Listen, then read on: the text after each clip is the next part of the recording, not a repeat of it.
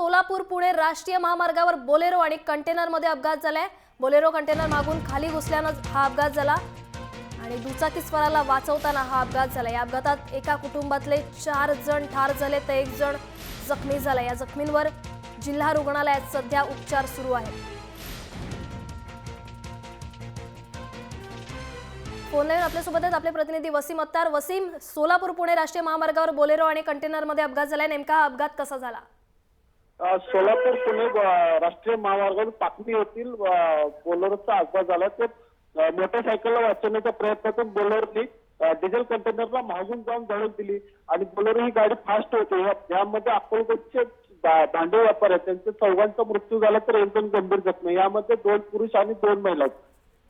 नक्कीच धन्यवाद वसीम या संपूर्ण माहितीबद्दल। तर दुचाकीस्वाराला वाचवताना बोलेरो आणि कंटेनरमध्ये अपघात झालाय आणि या अपघातात एकाच कुटुंबातल्या 4 जणांचा मृत्यू झालाय। सोलापूर पुणे राष्ट्रीय महामार्गावर ही घटना घडली आहे आणि यात 4 जणांचा मृत्यू झालाय तर यात 1 जण जखमी झालाय। या जखमीवर आता जिल्हा रुग्णालयात उपचार सुरू आहेत।